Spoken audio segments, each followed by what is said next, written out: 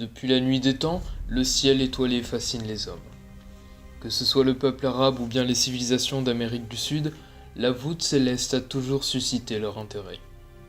Ces points plus ou moins grands, de couleurs et d'intensité différentes, ont toujours fait questionner l'homme sur leur nature, sur leur emplacement ou bien encore leur fonction. De nos jours, nous savons que la plupart de ces points sont en réalité des étoiles et aujourd'hui, nous nous intéressons à leur cycle de vie.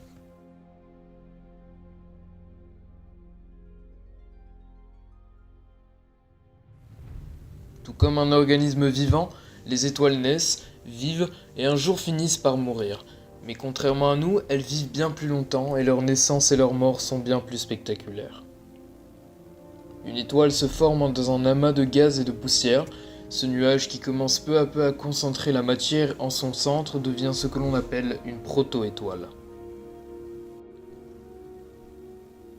Se renforce alors la force gravitationnelle due au rapprochement de plus en plus de matière, ce qui ne fait qu'entraîner encore plus de matière. Sous l'effet de cette force, l'amas de matière se compresse et, suite à la pression de plus en plus forte, la température augmente. Après une période de temps pouvant varier entre 100 000 ans et 10 millions d'années, lorsque la température atteint les environs de 100 millions de degrés Celsius, l'énergie thermique est assez élevée pour enclencher la fusion nucléaire de l'hydrogène dans le noyau de la proto-étoile. C'est le début de la nucléosynthèse stellaire.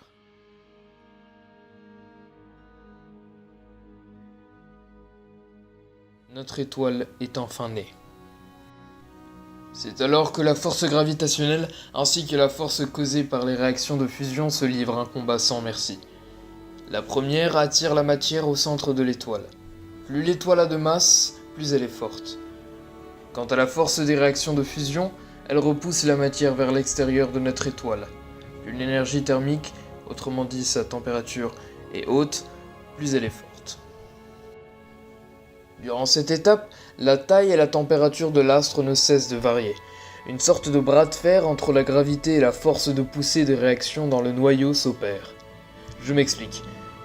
Afin qu'il s'y produise des fusions nucléaires, un noyau d'étoile doit être assez chaud, et plus il l'est, plus la force qui résulte des réactions en son sein est forte. Plus cette force est grande, et plus elle repousse de matière. C'est là qu'un paradoxe se crée. En effet, plus la matière est dispersée, c'est-à-dire moins il y a de pression dessus, moins la température est haute et donc moins il y aura de réaction. La force qui repoussait cette matière baisse donc et la gravité prend le dessus. Cette dernière va de nouveau concentrer la matière et lui faire augmenter sa température, ce qui va faire répéter le cycle. L'étoile s'élargit et rétrécit donc plusieurs fois jusqu'à trouver le point de stabilité où les deux forces s'annulent. On rentre désormais dans la phase principale de l'étoile. Ici, la masse de notre astre va faire varier le débouché.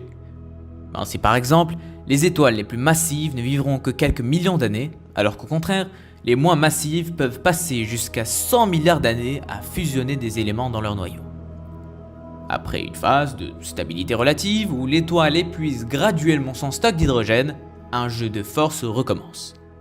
La force de fusion nucléaire se faisant de moins en moins forte, la gravité prend encore une fois le dessus et compresse l'étoile de plus en plus.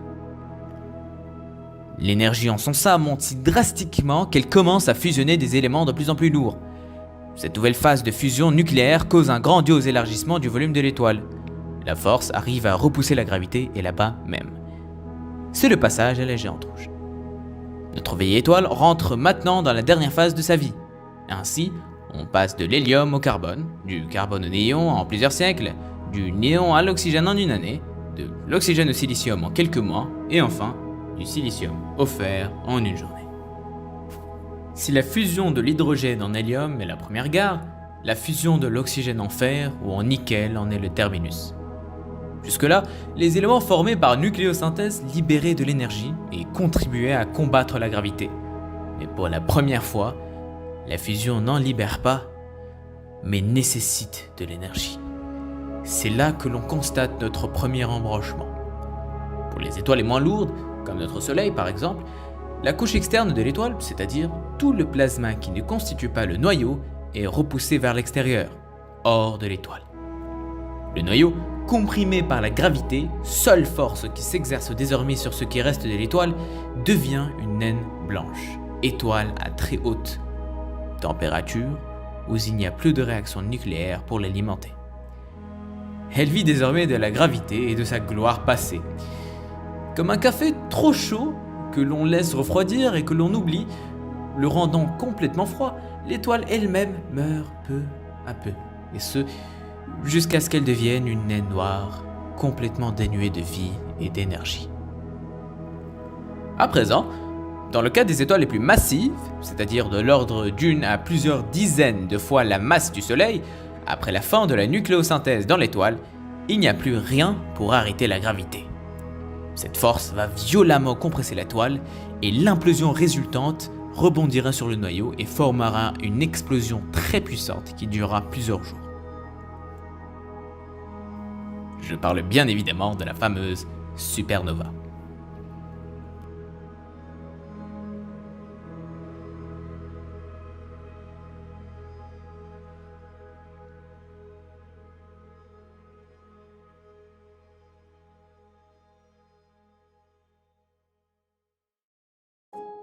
À la fin de cette dernière, deux choses peuvent se produire, et dépendent encore une fois de la masse de départ de l'étoile.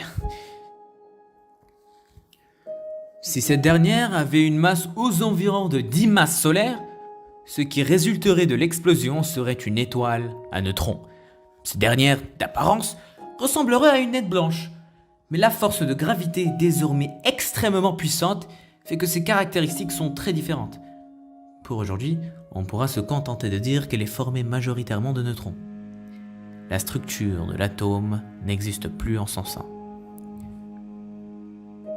Dans le cas d'une étoile à la masse d'au moins 20 à 30 masses solaires, à l'issue de la supernova, quelque chose de bien plus extrême qu'une étoile à neutrons se forme. Le trou noir. Un astre si extrême que ce qui constitue son centre est une singularité. Un point, donc, à une seule dimension, qui concentre toute la masse du trou noir. Cet astre est traité dans cette vidéo. Nous voilà donc arrivés à la fin de notre voyage. À la fin de notre première odyssée dans l'espace, mais aussi sur YouTube. Comme on dit, la fin d'une aventure n'est que le début d'une nouvelle. Nous espérons donc vous voir nombreux aux vidéos suivantes pour vivre, célébrer et apprendre de nouveau de l'astronomie. Merci beaucoup pour votre attention. Wa ma'a salama.